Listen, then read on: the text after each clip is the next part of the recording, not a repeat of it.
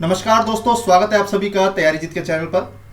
वो सभी लोग जो यूपी पीसीएस प्रारंभिक परीक्षा की तैयारी कर रहे हैं या फिर यूपी पीसीएस आरओ या फिर उत्तर प्रदेश से संबंधित किसी भी परीक्षा की तैयारी कर रहे हैं, उन सभी लोगों के लिए करंट अफेयर पे एक छोटा सा मास्टर वीडियो मैंने तैयार किया है। आज की वीडियो की खासियत यह है कि इसमें उत्तर प्रदेश से रिलेटेड करंट अफेयर क्वेश्चंस को मैंने नोट्स के माध्यम से तैयार किया है।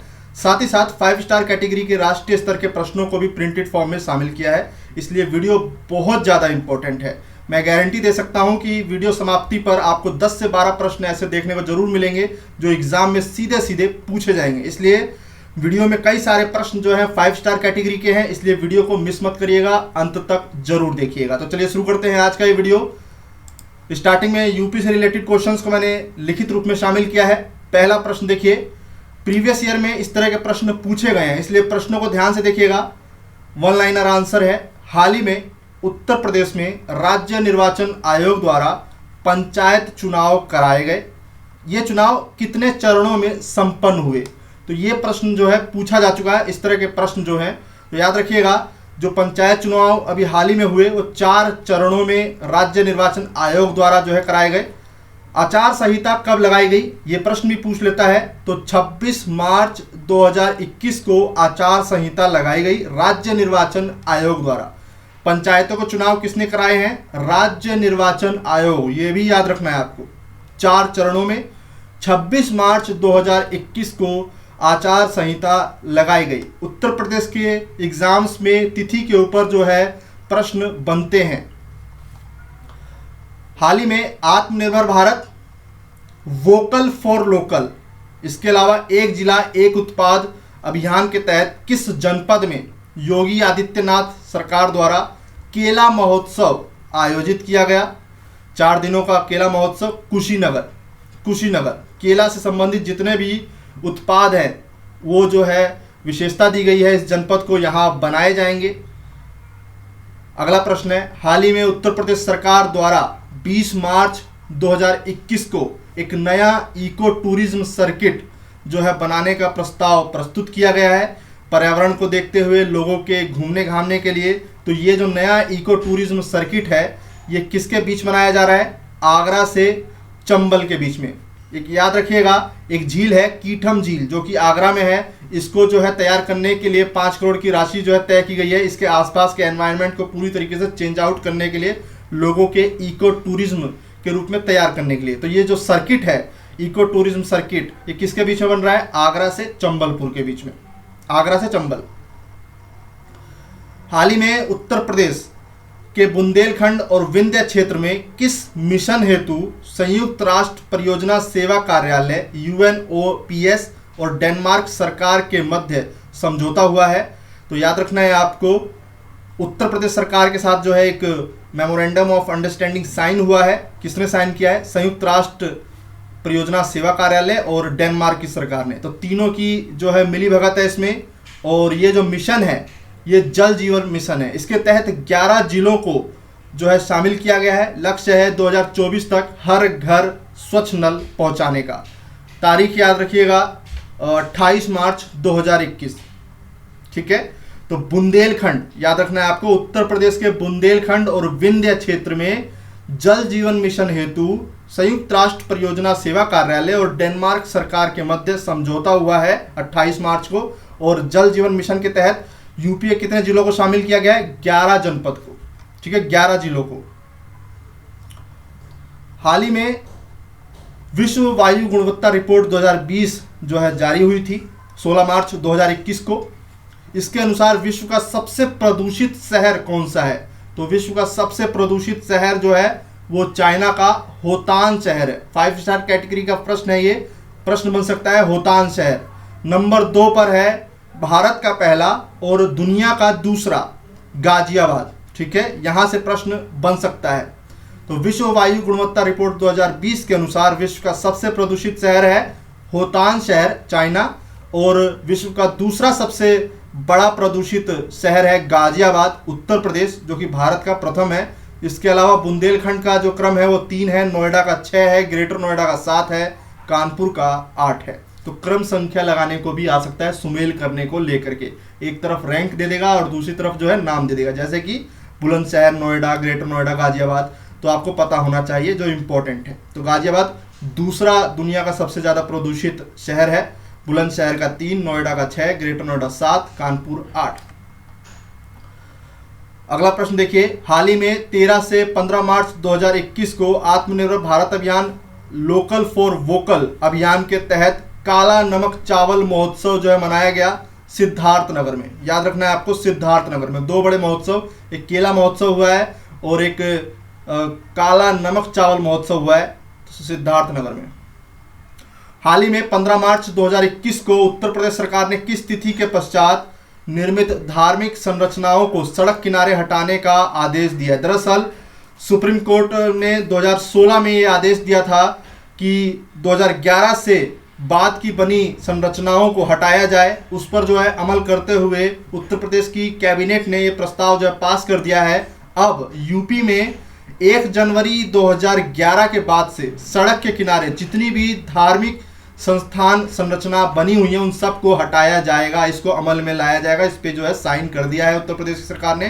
तो प्रश्न आपसे पूछा जा सकता है डेट को लेकर के, पूरे उत्तर प्रदेश में सड़क किनारे जितनी भी धार्मिक संरचनाएं हैं उन सबको हटाया जाएगा, जो कि 1 जनवरी 2011 के बाद की बनी हुई है। ठीक है, इस डेट को याद रखिएगा। 15 मार्च 2021 को उत्तर प्रदेश की सरकार की कैबिनेट ने पास कर दिया है ये कानून।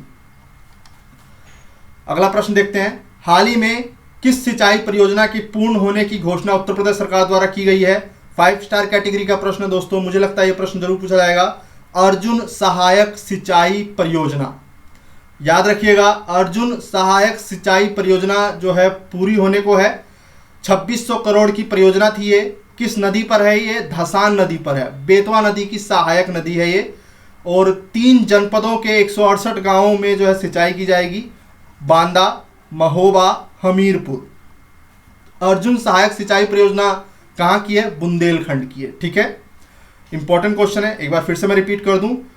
हाल ही में किस सिंचाई परियोजना की पूर्ण होने की घोषणा उत्तर प्रदेश सरकार द्वारा जो है प्रेस मीडिया में की गई है? अर्जुन सहायक सिंचाई परियोजना 2600 करोड़ की जो है लागत से बनी ये परियोजना है। धसान नदी पर है, बेतवा नदी की सहायक नदी है धसान नदी। इसके अलावा बांदा, महोबा, हमीरपुर के 168 गांवों में जो है सिंचाई हो सकेगी। ठीक है, चलिए मोस्ट इंपॉर्टेंट कैटेगरी में एक और प्रश्न, हाल ही में 4 मार्च 2021 को जारी ईज ऑफ लिविंग इंडेक्स 2020 में उत्तर प्रदेश के 14 शहरों को शामिल किया गया है। तो भारत के सभी 111 बड़े शहरों में से उत्तर प्रदेश के 14 शहरों को शामिल किया गया है। एक डाटा तो आपको यह याद रखना है, भारत के 111 शहरों को शामिल किया गया था, जिसमें से 14 शहर उत्तर प्रदेश को जो है शामिल किया गया है। अब रैंक याद रखना है, इस तरह से प्रश्न बन सकता है कि सुमेल करिए। लखनऊ का क्रम है 26वां, वाराणसी का क्रम है 27वां, कानपुर का क्रम है 28वां, प्रयागराज का क्रम है 32वां, आगरा का क्रम है 35वां, मेरठ का है 36वां। एज ऑफ लिविंग इंडेक्स क्या कहता है? रहने लायक मूलभूत व्यवस्थाओं से दुरुस्त नगर या शहर, जहां पर सभी सुविधाएं हैं मानव के रहने के लिए, सभी स्वच्छता, स्वास्थ्य, सभी कुछ जो है अधिकार प्राप्त है, स्वच्छता, इन सब चीज़ों का ध्यान रखा जाता है। उस क्रम में ईज ऑफ लिविंग इंडेक्स, रहने लायक, स्वस्थ वातावरण, पर्यावरण, इन सभी मानकों को ध्यान में रख करके इंडेक्स जारी होता है और इस पर जो है प्रीवियस ईयर में प्रश्न बन चुका है। तो ease of living index Lucknow 26वां, वाराणसी 27वां, कानपुर 28वां, प्रयागराज 32वां, आगरा 35वां, इंदौर का प्रथम स्थान है। तो फिलहाल मुझे लगता है कि यहाँ यूपी से रिलेटेड प्रश्न जो है इसमें बन सकता है। चलिए, कौन सा राज्य कोविड-19 वैश्विक महामारी के कारण आई आर्थिक मंदी के बावजूद वित्तीय वर्ष 2020-21 में सकल राज्य घरेलू उत्पाद मामले में दूसरा बड़ा राज्य बन गया? तो उत्तर प्रदेश का नंबर है। ठीक है, केंद्र सरकार द्वारा जारी किया गया ये आंकड़ा कोविड-19 वैक्सीन माफ कीजिएगा कोविड-19 वैश्विक महामारी आने के बाद भारत के सभी राज्यों में 2 सबसे बड़े राज्य हैं जिनका सकल घरेलू उत्पाद जो है सबसे ज़्यादा रहा। तो नंबर 1 पर है महाराष्ट्र 30.7 लाख करोड़, नंबर 2 पे है उत्तर प्रदेश 19.48 लाख करोड़। तो प्रश्न बन सकता है कि कोविड-19 वैश्विक महामारी में जो है वित्तीय वर्ष 2020-21 का सर्वश्रेष्ठ सकल राज्य घरेलू उत्पाद में प्रदर्शन करने वाला सर्वश्रेष्ठ राज्य महाराष्ट्र है, उसके बाद उत्तर प्रदेश है। तो इन आंकड़ों को याद रखना है आपको, 30.7 लाख करोड़ महाराष्ट्र 19.48 लाख करोड़ उत्तर प्रदेश। एक और 5 स्टार कैटेगरी का प्रश्न है, डेंगू, मलेरिया और दिमागी बुखार, तीनों को याद रखना है। डेंगू, मलेरिया, दिमागी बुखार से बचाव हेतु संचारी रोग नियंत्रण अभियान का शुभारंभ योगी आदित्यनाथ द्वारा 1 मार्च को कहां से किया गया। ये पूरा अभियान जो है 31 दिनों तक चला, 1 मार्च से 31 मार्च तक। कहां से इसका आरंभ हुआ, तो संचारी रोग नियंत्रण अभियान, नाम याद रखना है, वाराणसी में। और इसके अंतर्गत डेंगू, मलेरिया, दिमागी बुखार से बचाव हेतु जो है ये अभियान चलाया गया, जिसका शुभारंभ वाराणसी से योगी आदित्यनाथ ने किया। अगला प्रश्न है, 6 से 9 मार्च 2021 के बीच में 29वां विश्व पुस्तक मेला नई दिल्ली में जो है आयोजित हुआ। और हर साल जो ये विश्व पुस्तक मेला होता है, इसकी थीम बदलती रहती है और इसकी थीम पर जो है प्रश्न बनते ही बनते हैं। तो याद रखना है, इस साल उद्घाटन किसने किया है, उद्घाटन करने वाले लोग भी अलग अलग होते हैं, इसलिए वहां से भी प्रश्न बनता है। तो 29वां विश्व पुस्तक मेला 2021 का आयोजन नई दिल्ली में हुआ। इसका उद्घाटन किया है हमारे केंद्रीय शिक्षा मंत्री, जिनका नाम है रमेश पोखरियाल निशंक। इसकी थीम रखी गई है, पिछले साल राष्ट्रीय शिक्षा नीति जो है NEP, नेशनल एजुकेशन पॉलिसी जो है लाई गई थी केंद्र सरकार द्वारा 2020 में, उसी को इस बार जो है इसके थीम बनाया गया है विश्व पुस्तक मेला का। तो यहाँ पर 3 चीज़ें याद रखना है आपको। पहला है संस्करण, 29वां संस्करण है। दूसरा है उद्घाटन किसने किया, क्योंकि हर साल उद्घाटन करने वाला व्यक्ति जो है वो अलग होता है। इस साल केंद्रीय शिक्षा मंत्री रमेश पोखरियाल निशंक ने जो है उसका उद्घाटन किया। थीम क्या रही इस साल 2021 की, राष्ट्रीय शिक्षा नीति 2020। ठीक है, इंपॉर्टेंट क्वेश्चन है, पूछा जाएगा, ध्यान रखिएगा। अब यहां पर कुछ इंपॉर्टेंट क्वेश्चन, हम नौसैन्य अभ्यास, भारत सरकार और बाकी दूसरे देशों से जुड़े हुए कुछ बेहद इंपॉर्टेंट क्वेश्चन देखेंगे। तो पहला देखिए, भारत और अमेरिकी नौसैन्य अभ्यास पैसेक्स 28 से 29 मार्च 2021 को बंगाल की खाड़ी में भारत और अमेरिकी नौसैन्य अभ्यास पैसेक्स संपन्न हुआ है। इस अभ्यास का उद्देश्य पिछले वर्ष के मालाबार नौसैन्य अभ्यास के दौरान बने तालमेल और अंतर सक्रियता को बढ़ावा देना है। आपको यह भी याद रखना है कि भारतीय नौसेना का युद्धपोत शिवालिक इसमें शामिल हुआ, साथ ही साथ लंबी दूरी के नौसैनिक पेट्रोल विमान P-81 को तैनात किया गया था। अमेरिकी नौसेना का प्रतिनिधित्व USS Theodore Roosevelt carrier strike group ने किया। तो ये 2-3 चीजें हैं इंपॉर्टेंट। पहले तो याद रखना है पैसेक्स क्या है, बंगाल की खाड़ी में हुआ भारत और अमेरिका का नौसैन्य अभ्यास। भारत का कौन सा युद्धपोत शामिल हुआ, शिवालिक, इतना याद रखिए। दूसरा इंपॉर्टेंट क्वेश्चन, और मुझे लगता है कि 5 स्टार कैटेगरी का है, ये पूछा जाएगा क्योंकि भारत पहली बार डेजर्ट फ्लैग 6 में शामिल हुआ है। तो पढ़ते हैं, 3 से 27 मार्च 2021 तक संयुक्त अरब अमीरात के एयरफोर्स बेस अल दाफरा में, याद रखना है आपको, एयरफोर्स बेस अल दाफरा में अभ्यास डेजर्ट फ्लैग 6 का सफलतापूर्वक आयोजन हुआ।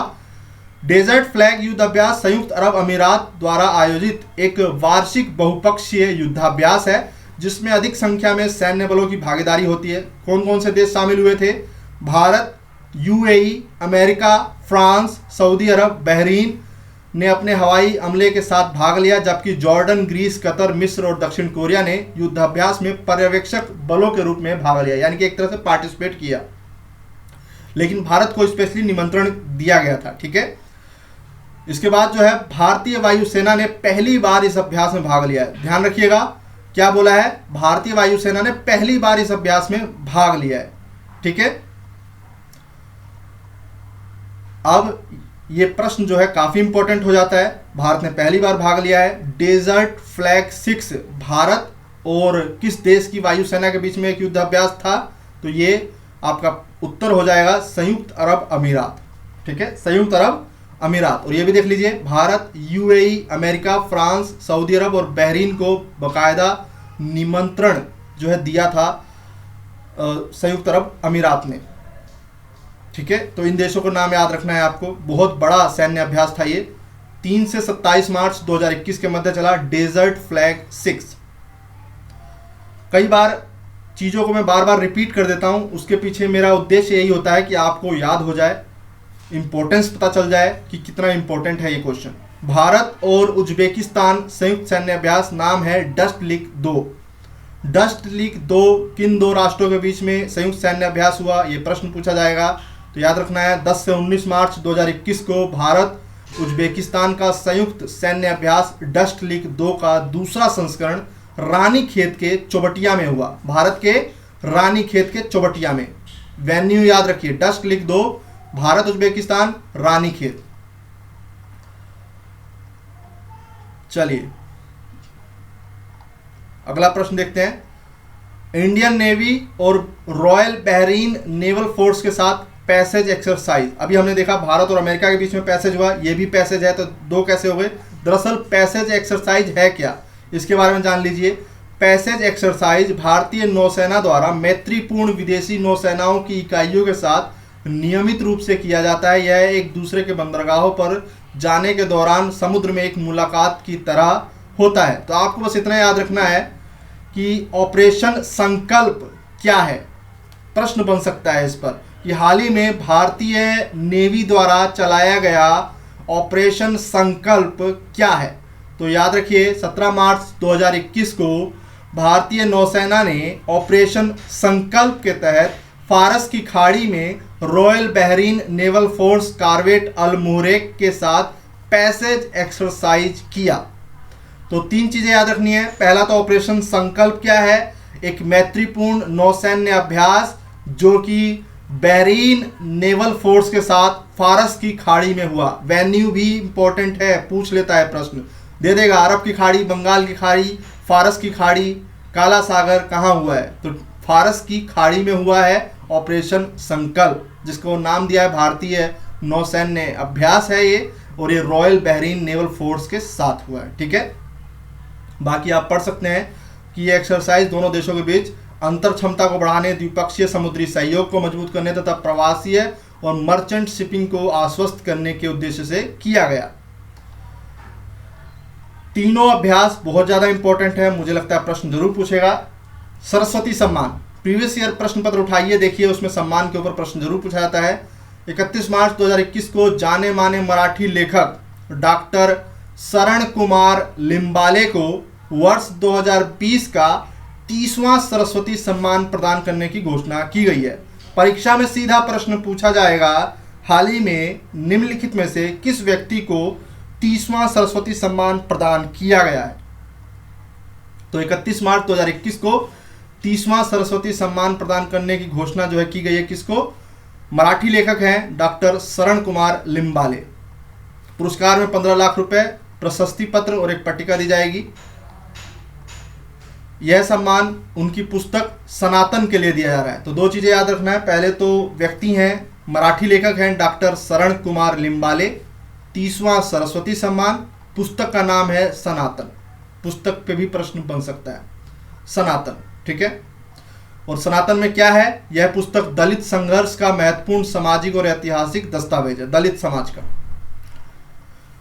के बिरला फाउंडेशन द्वारा जो है यह पुरस्कार दिया जाता है और यह देश का सबसे बड़ा और प्रतिष्ठित साहित्य पुरस्कार माना जाता है। वर्ष 2019 का 29वां सरस्वती सम्मान सिंधी साहित्यकार वासुदेव मोही को उनके कहानी संग्रह चेकबुक के लिए दिया गया था। यह प्रश्न जो है कई परीक्षाओं में पूछा गया था कि वो कौन से साहित्यकार है, सिंधी साहित्यकार हैं। इनकी पुस्तक पे भी कई परीक्षाओं में पूछा गया चेकबुक। तो याद रखिएगा दोस्तों, इस बार मुझे लगता है प्रश्न बन सकता है। मराठी लेखक हैं डॉक्टर शरण कुमार लिम्बाले और इनको 30वां सरस्वती सम्मान प्रदान किया गया है।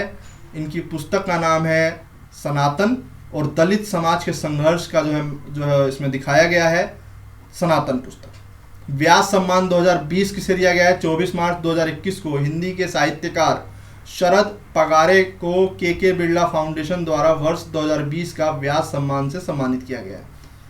तो मैं फिर से रिपीट कर दूं एक बार, हिंदी के साहित्यकार हैं शरद पगारे, इनको वर्ष 2020 का व्यास सम्मान जो है दिया गया है।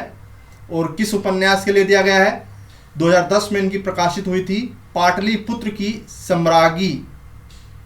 बस दो ही चीजें याद रखनी है आपको, 2020 का व्यास सम्मान दिया गया है हिंदी के साहित्यकार को, नाम है शरद पगारे, पुस्तक का नाम है पाटलिपुत्र की साम्राज्ञी।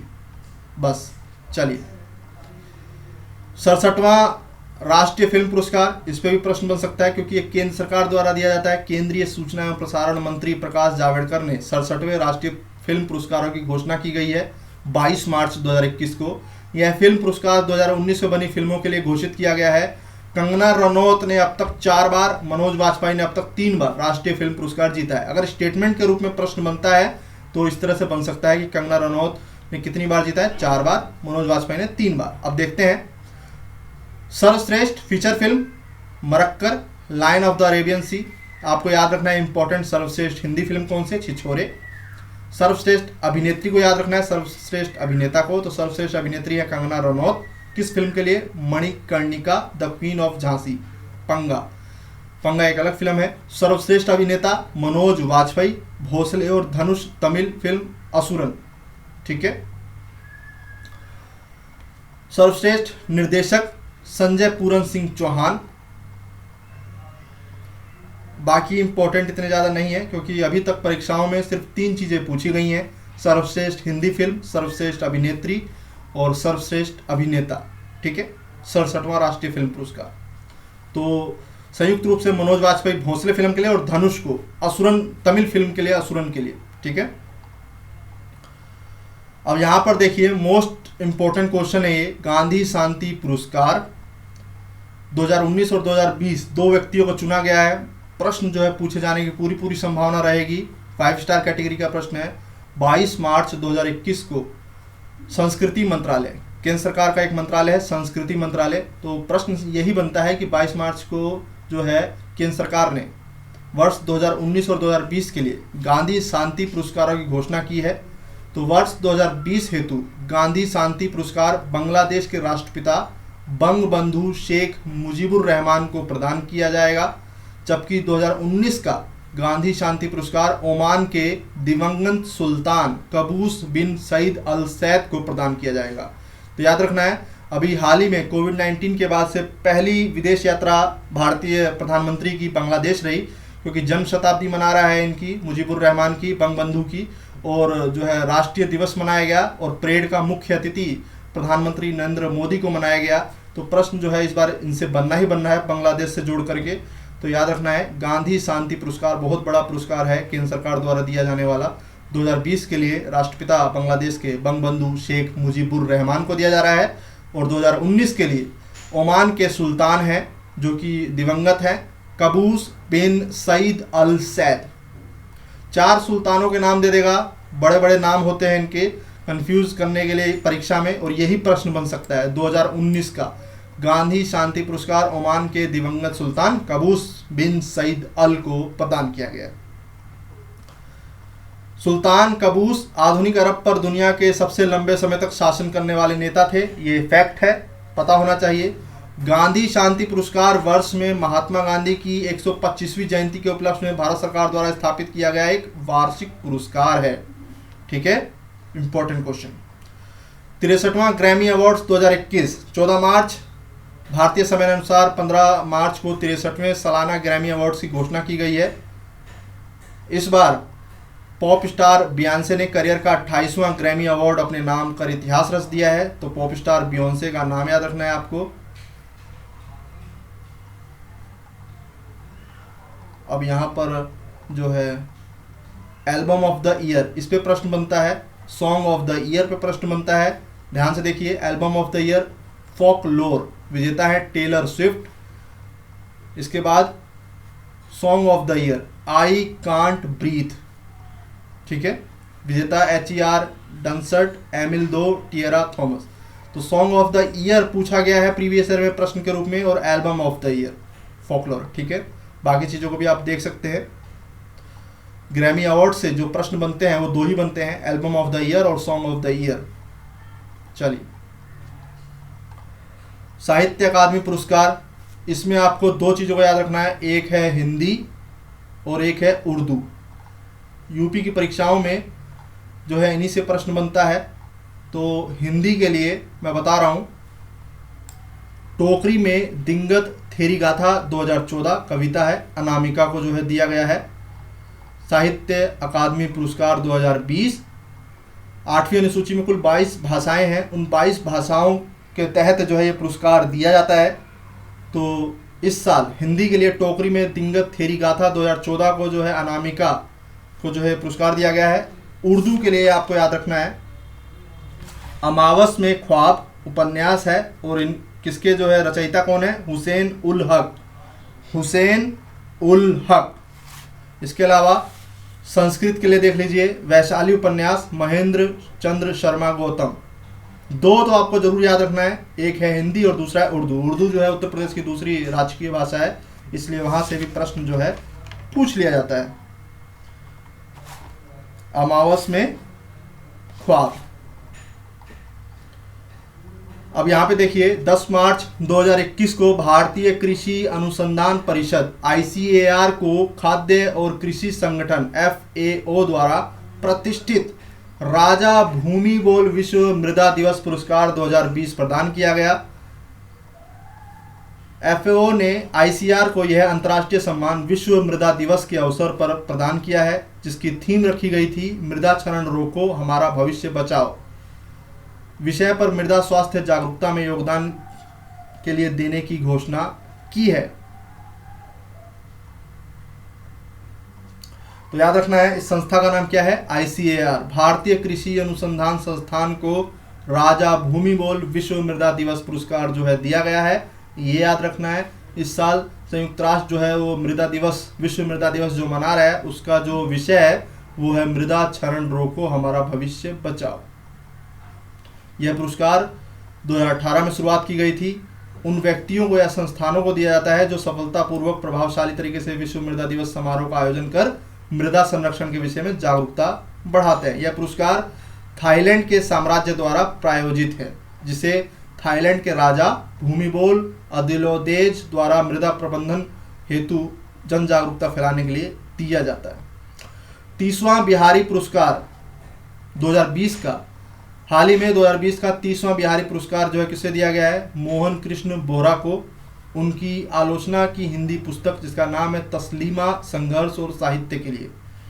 इंपॉर्टेंट क्वेश्चन है। 2.5 लाख रुपए जो है दिया जाता है, प्रशस्ति पत्र दिया जाता है, इसके अलावा पट्टिका।